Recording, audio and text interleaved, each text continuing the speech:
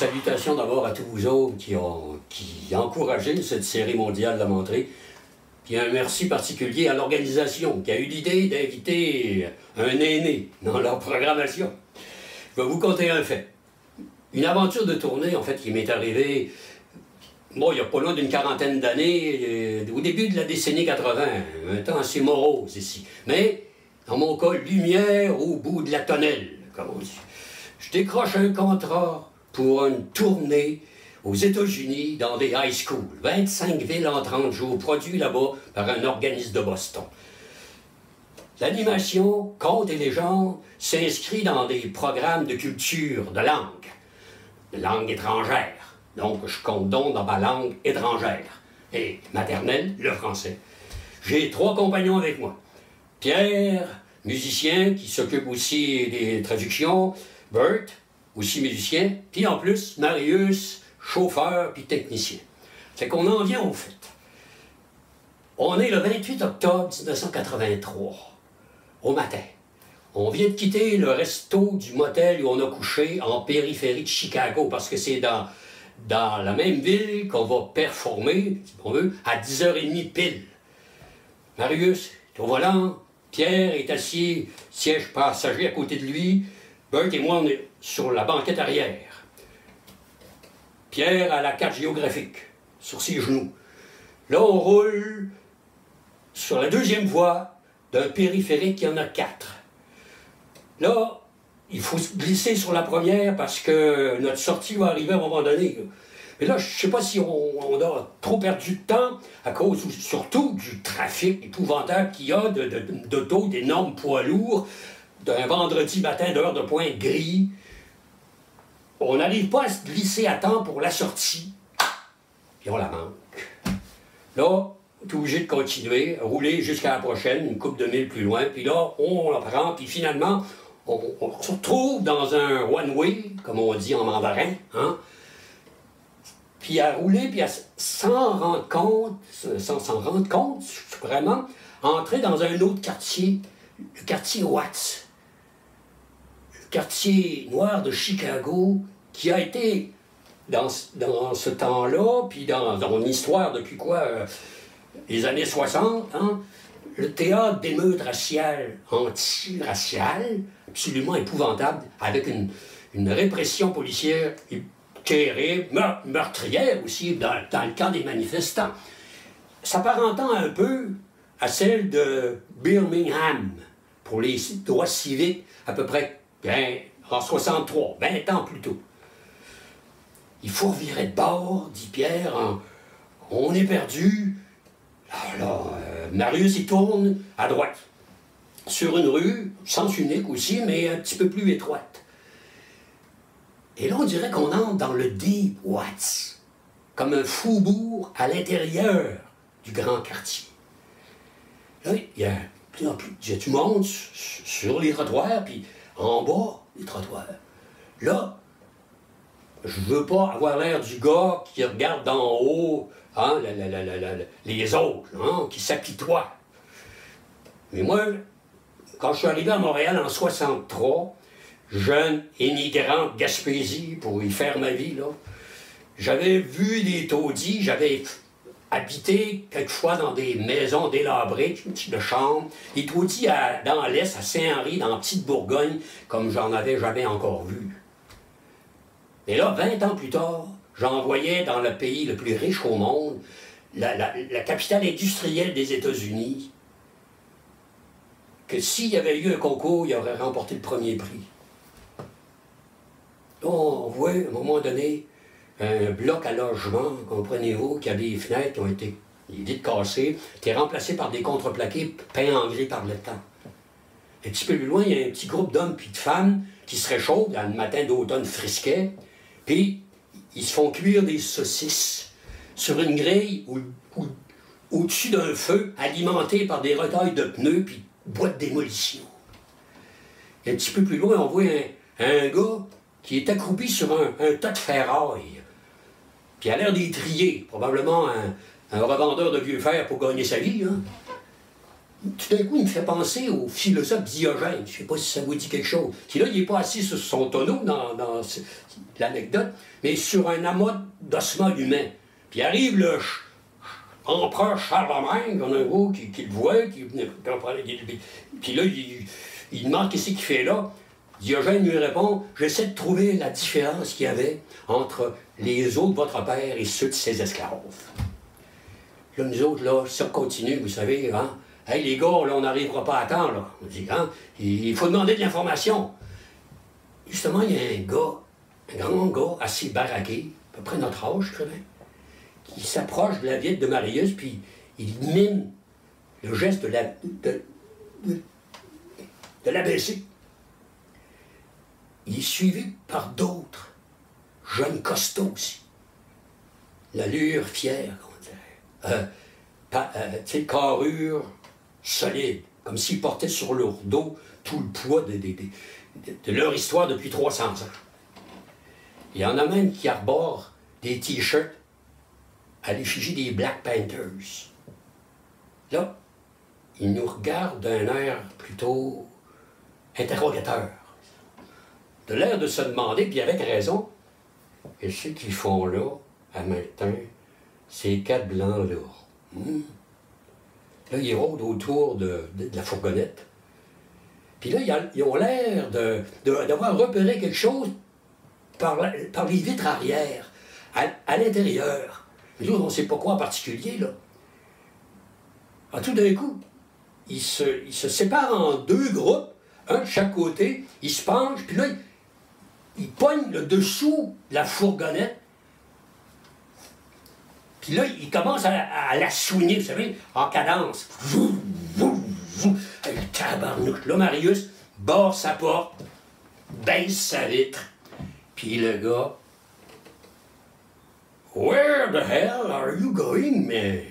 Qui nous demande quelque chose du genre.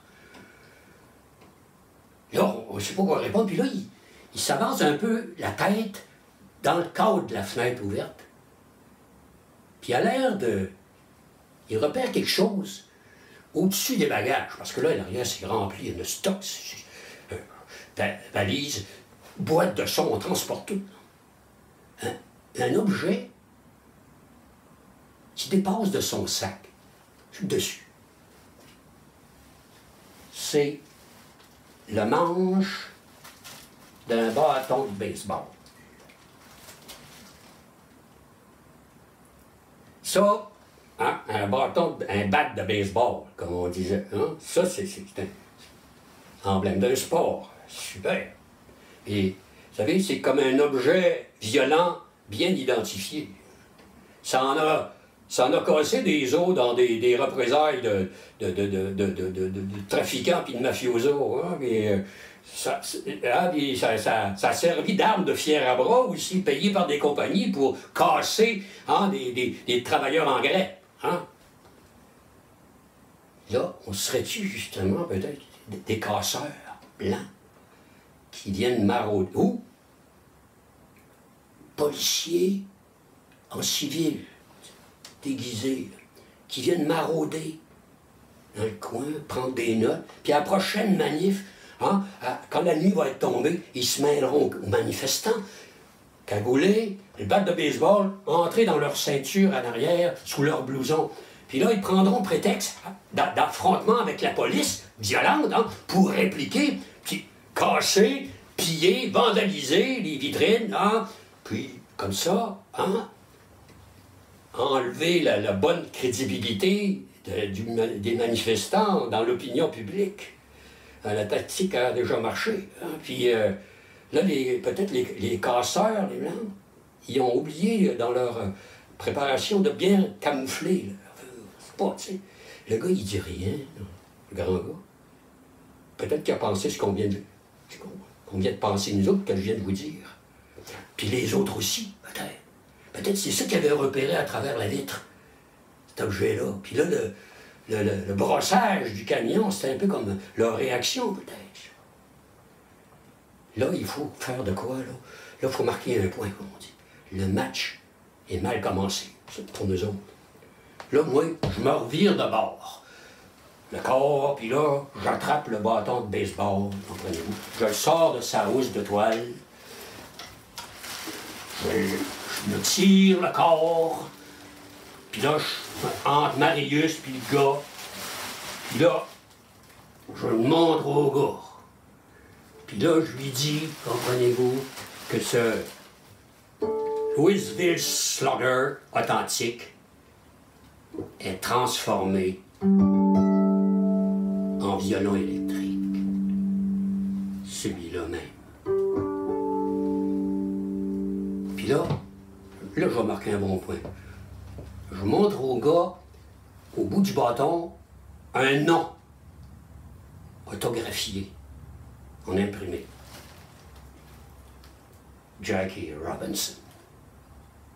Puis là, je dis dans mon anglais Berlitz, cassette 1978, Do you know who was this baseball legend, sir? Ah, voyons donc. Of course qu'ils le savent tous, comprenez-vous. Ah. Puis là, il y a d'autres curieux qui se sont approchés, intrigués par l'objet plutôt, disons, inusité. Là, on dit au gars, c'est un Louisville Slugger. Le gars, il ne sait pas quoi faire. Il dit, ouais, well. Moi, je dis, je vais en ajouter un peu. Je tasse un peu plus Marius, puis je dis, tiens, il faut qu'il le voie encore mieux. Puis là, je dis, regarde. Pierre, il dit, tu penses que je pense que c'est un peu risqué, là, en affaire. Ah. Le gars le prend, il regarde. Ouais. Il la montre aux autres. Oui, allez, gars.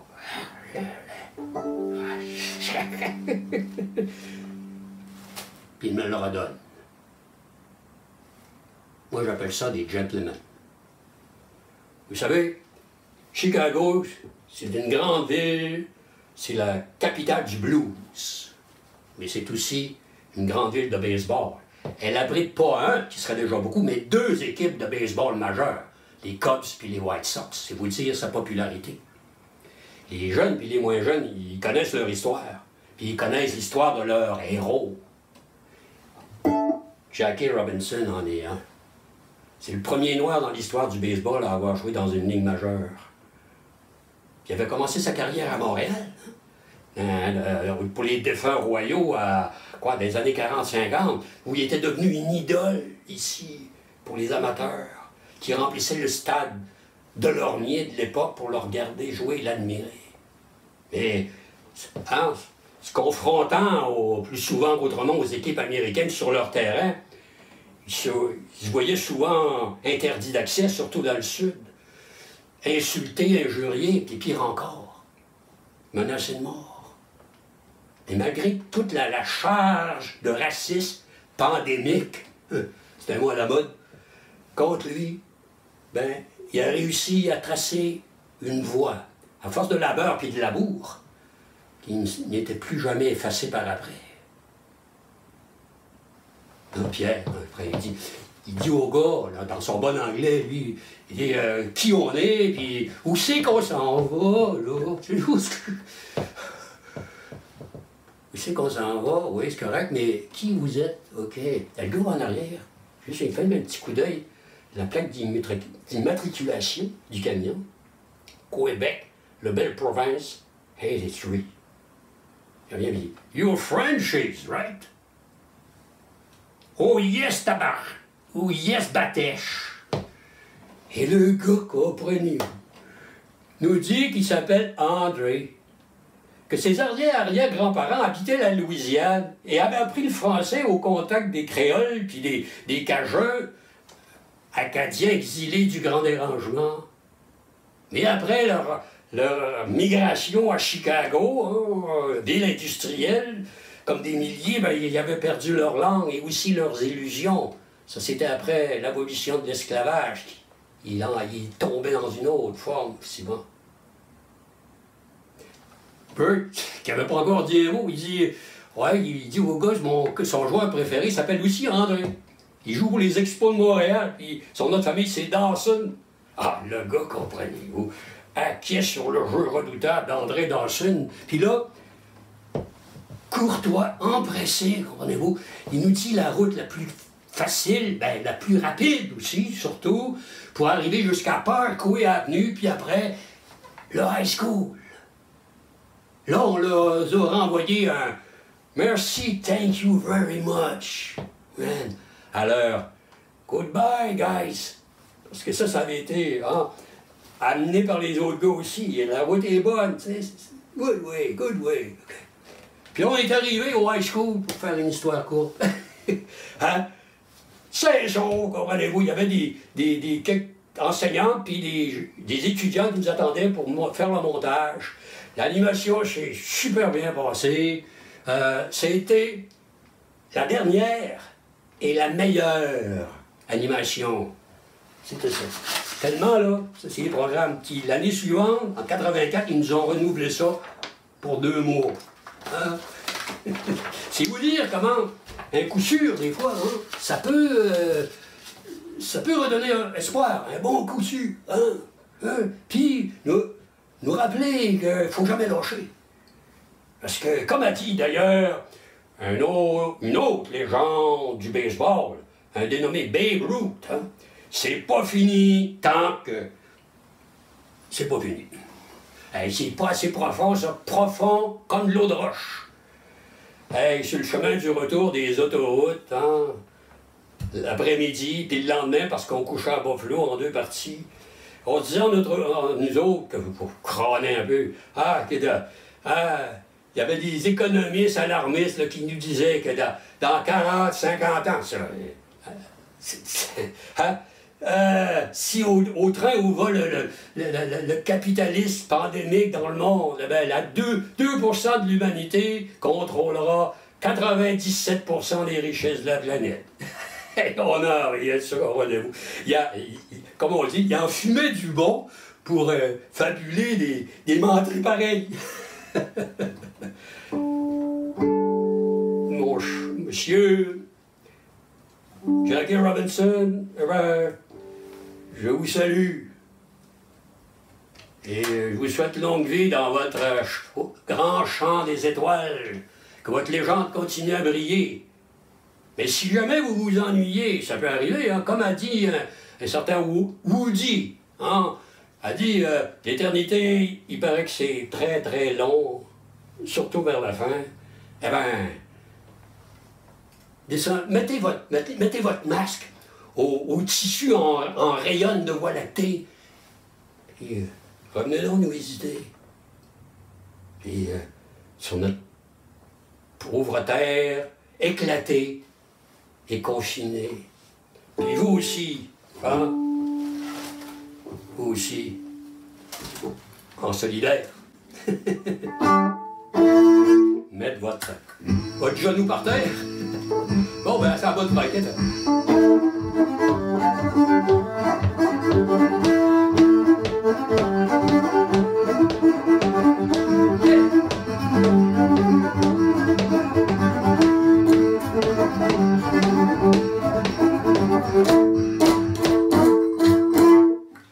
Excusez-la et Sakatabi Sakataba, tant pis pour ceux et celles qui n'y croient pas.